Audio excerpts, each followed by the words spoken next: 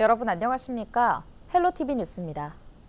경기도의회 안전행정위원회 행정사무감사에서는 의정부 의료원과 GTX-C 노선 변경이 화두였습니다. 의원들은 GTX-C 노선이 기본계획 이후 변경됐는데 정작 GTX를 이용하는 경기 북부 주민들은 물론 해당 지자체가 모르고 있었다며 목소리를 높였습니다. 김소영 기자의 보도입니다. 경기도의 행정사무감사에서 경기북부 특별자치도 추진단을 대상으로 강도 높은 질의가 이어졌습니다. 이영봉 의원은 경기 북부 지역 공공의료원 문제를 짚었습니다. 양주시와 남양주시에 공공의료원이 선정됐는데 기존에 운영되고 있던 의정부 의료원에 대한 존치 여부와 기능에 대한 답변을 요구했습니다. 의료원의 기능과 역할에 대한 논의가 이루어지고 있는지, 그리고 경기도 보건원 건강국이나 경기도 의료원이 협의하고 있다면 구체적인 내용 등을 어떻게 지금 하실 것인지에 대한 부분들은 좀 단장님은 좀 아시고 계시나요? 이제 의정부에서도 그 의료원에 대한 신청을 했었는데 이제 그게 선정이 안 된 아쉬운 측면이 있는데요. 이후에 관련 사항에 대해서도 좀 제가 모니터를 한번 해보고 GTX-C 노선 운행 계획 변경 문제도 지적했습니다. 이영봉 의원은 GTX-C 노선이 기본 계획과는 달리 양주 덕정 수원선에서 북부와 남부 순환하는 방식으로 변경된 것에 대해 질타했습니다. 이 의원은 국토교통부가 지방비를 투입하는 GTX-C 사업의 운행 계획을 변경하면서도 경기도와는 어떠한 협의도 거치지 않았다라며 GTX-C 노선 운행 계획 변경에 대해 인지하고 있었는지를 따져 물었습니다. 예를 들자면 기초단체인 의정부하고도 협의를 충분히 해야 되는 부분이거든요. 이게 없이 그냥 간 거예요. 우리 경기도에서는 분명히 이건 지적을 하셔야 돼요. 끝으로 GTX-C 노선은 경기도와 북부도민의 의견을 반영하는 노선 운영이 이루어져야 한다라며 경기 북부 특별자치도 추진단에 대한 역할을 강조하고 질의를 마무리했습니다. 헬로티비 뉴스 김소영입니다. 동두천 복합문화 커뮤니티 센터가 문을 열었습니다. 공연장을 포함한 문화시설부터 도서관과 VR, 미디어 센터까지 즐길 거리가 가득한데요. 지역 주민들의 사랑방으로 자리할 예정입니다. 이재필 기자가 보도합니다. 신나는 음악에 맞춰 디제잉이 한창입니다. 한편에서는 시민들이 삼삼오오 모여 대담 프로그램을 녹화합니다. 활기가 넘치는 이곳은 동두천 복합문화 커뮤니티 센터입니다. 동두천 복합문화 커뮤니티 센터가 20일 문을 열었습니다. 동두천 복합문화 커뮤니티 센터는 말 그대로 지역 주민들을 위한 문화예술 공간. 7층에 자리한 미디어 센터에서는 미디어 콘텐츠 제작은 물론 관련 교육을 듣고 장비를 빌릴 수 있습니다. 시민들을 위한 공연장과 ICT를 기반으로 한 도서관도 자리하고 있고 VR 체험존과 스포츠존 등 다양한 즐길거리도 가득합니다. 특히 센터가 들어선 곳은 과거 주한미군이 거주했던 외인 아파트 부지. 흉물을 허물고 지역의 새로운 랜드마크가 조성된 겁니다. 관내에 있는 70%의 그 학교가 이곳에 밀집되어 있기 때문에 우리 학생들이 또 청소년이 꿈을 키우고 또 청년들이 창의력을 발휘하며 원도심 활성화에 주민들의 삶의 장성에 크게 기여할 것이라고 생각합니다. 지역의 사랑방 역할을 할 동두천 복합문화 커뮤니티 센터. 지역에 새로운 활력을 불어넣어 줄 것으로 기대됩니다. 헬로티비 뉴스 이재필입니다. 양주시와 한국철도공사가 교외선 재개통에 따른 활성화 방안을 함께 논의했습니다. 강수현 양주시장은 최근 정정래 한국철도공사 부시장을 만나 관광 연계 방안과 수요 확충 방안 등을 논의했는데요. 강 시장은 특히 BTS 뮤직비디오 촬영지인 이령역에 홍보관을 조성하는 등 관광 상품 개발과 공동 홍보를 건의했습니다. 교회에서는 경기 북부 지역의 동서를 잇는 열차로 2004년 운영 적자를 이유로 중단됐다가 오는 12월 20년 만에 재개통을 앞두고 있습니다. 연천군이 오는 25일부터 27일까지 연천사랑 상품권 가맹점을 대상으로 부정유통 행위를 단속합니다. 주요 단속 내용은 물품 판매 없이 상품권을 환전하거나 지역 화폐 결제를 거부하는 등 현금에 비해 불리하게 대우하는 행위 등입니다. 김포시와 양천구가 서울 2호선 신정지선 김포 연장을 추진하기 시작하자 벌써부터 역을 만들어달라는 요구가 잇따르고 있습니다. 양천구가 밝혔던 신정 차량기지 이전 후보지에 김포 고촌읍이 포함돼 고촌역 인근 주민들이 역사 신설을 요구하고 있는 건데요. 김포시는 연장 사업을 상위 철도망 계획에 반영하기 전까지는 구체적인 내용을 공개하지 않을 방침입니다. 김진재 기자입니다. 김포 고촌읍의 한 초등학교 앞 교차로. 최근 이곳에 지하철역을 새로 만들어달라는 요청이 잇따르고 있습니다. 김포시가 서울 양천구와 함께 서울 2호선 신정지선 김포 연장을 추진한다는 소식에 인근 주민들이 집단으로 온라인 민원을 제기한 겁니다.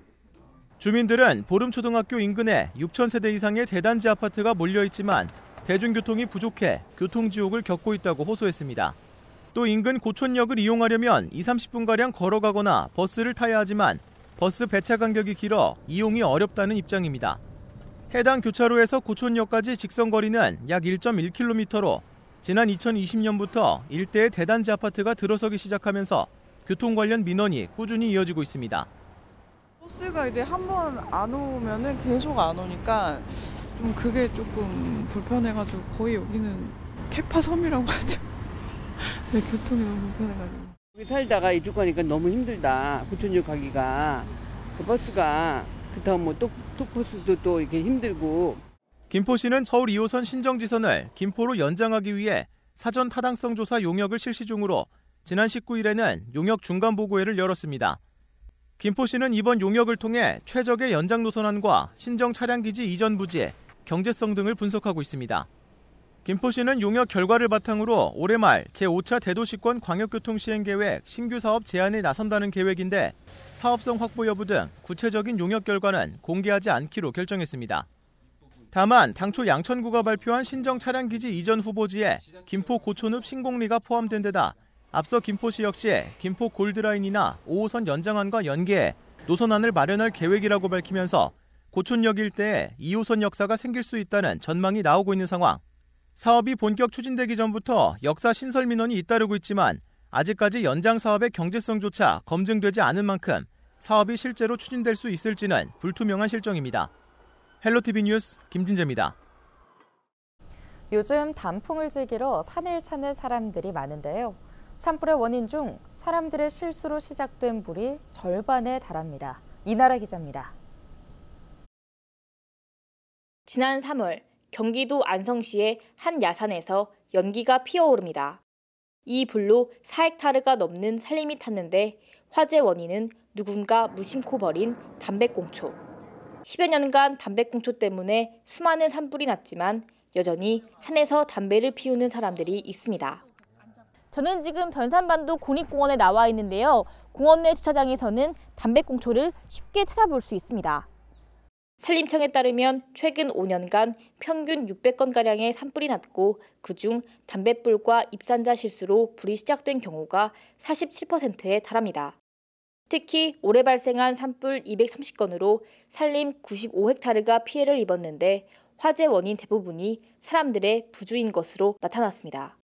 정부는 이달 1일부터 다음 달 15일까지 가을철 산불 조심 기간으로 정했습니다. 이 기간에는 산불 발생 위험이 큰 산림과 등산로에 사람들의 출입을 통제합니다. 단풍 시기가 과거에 비해서 좀 늦어져서 행락객이나 여행객에 의한 산불 발생 위험이 다소 높은 것이 과거와 다른 측면이다. 입산 통제구역은 작은 불씨가 대형 산불로 이어질 수 있는 곳으로 산림청 누리집 등에서 위치를 확인할 수 있습니다. 지형적으로 산불이 발생했을 때 쉽게 접근하기가 힘들고 다른 기타 보호해야 할 생물들의 서식처라서 내변산 탐방지원센터부터 가마솥 삼거리, 굴바위 등을 통제하고 있고요. 특히 산불 조심 기간이 아니더라도 담배를 피우지 않더라도 라이터와 같은 인화물질을 들고 산에 들어갔다 적발되면 최대 50만 원의 과태료가 부과될 수 있습니다. 우리에게 계절의 아름다움과 신선한 공기를 선사하는 숲, 산림을 지키는 노력이 필요해 보입니다. 헬로티비 뉴스 이나라입니다.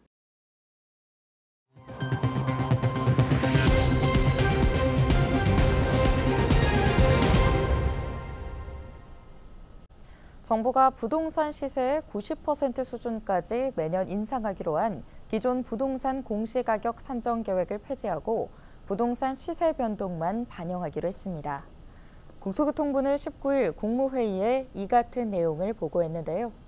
2025년 초 결정할 공시가격부터 적용할 계획입니다.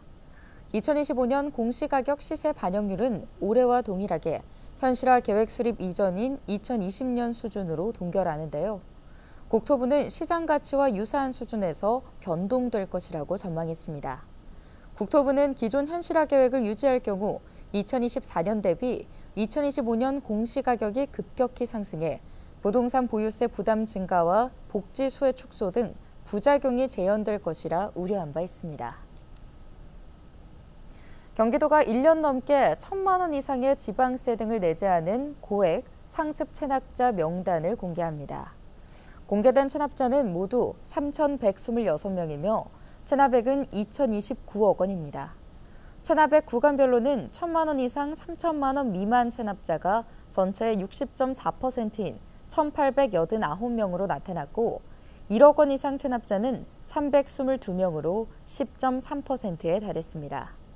경기도는 고액 상습 체납자에 대해 관어사업 제한 등 강력한 행정제재와 재산 압류 등 체납 처분을 실시할 계획입니다. 인천시도 1,000만 원 이상 지방세 등 고액 상습 체납자 642명의 명단을 시 홈페이지와 지방세 납부 사이트에 공개했습니다. 공개 명단에는 개인과 법인 등 지방세 체납자 597명과 지방행정제재, 부과금 체납자 45명이 포함됐는데요. 체납액 중 지방세는 개인 170억 원과 법인 50억 원 등 220억 원이었고 지방행정제재 부과금은 개인 24억 원과 법인 2억 원 등 26억 원이었습니다. 체납자 중 인천 서구의 한 부동산 법인은 8억 6,400만 원을 체납했고 고양시 일산에 사는 민모 씨가 7억 5천만 원을 체납해 법인과 개인 중 체납액이 가장 많았습니다. 지난 10월 인천 지역 주택 매매가 상승폭이 9월보다 줄어든 것으로 나타났습니다. 인천시가 조사한 2024년 10월 부동산 시장 동향을 보면 10월 인천 주택 매매가 변동률은 0.08%로 9월 0.21%보다 감소했는데요. 지역별로 보면 인천 서구가 0.31%로 가장 높았고 미추홀구 0.14%, 동구 0.13% 순이었습니다. 연수구와 부평구는 각각 마이너스 0.05%와 마이너스 0.08%로 하락세로 돌아섰습니다. 인천 지역 10월 전세가 변동률은 0.58%로 9월 0.66%보다 상승폭이 줄었으나 여전히 수도권 평균 변동률인 0.33%보다 높았습니다. 서울시교육청이 성격이 다른 위원회에 같은 위원을 중복 임명하는 등 위원회 관리가 부실하다는 지적이 제기됐습니다. 최수지 서울시의원은 서울시의회 교육위원회 행정사무감사 종합감사에서 서울시교육청의 투자심사위원회와 재정공시심의위원회가 동일위원으로 중복 구성돼 운영되고 있다고 지적했는데요. 최 의원은 각 위원회의 성격과 목적이 다름에도 이같이 운영되는 것은 위원회의 전문성과 독립성을 저해할 수 있다고 강조했습니다. 특히 조례상 3개 이상 위원회 중복 위촉을 금지하고 있지만 4개 이상 위원회에 중복 위촉된 위원들이 있다며 개선을 요청했습니다. 경기도가 서울비즈센터에서 경기 북부 특별자치도 추진을 위한 행정체제 개편 전문가 세미나를 열었습니다. 경기도가 경기 북부 특별자치도 설치 추진을 위한 특례 정책과를 신설한 이후 처음 개최된 세미나인데요. 경기도와 경기연구원 그리고 분야별 전문가들이 참여해 경기 북부 특별자치도 설치의 필요성과 행정체제 개편의 타당성, 향후 계획 등에 대해 의견을 나눴습니다. 경기도는 세미나에서 제시된 의견을 반영해 경기 북부 특별자치도를 성공적으로 추진한다는 방침입니다. 오늘 준비한 소식은 여기까지입니다. 함께해 주신 여러분 고맙습니다.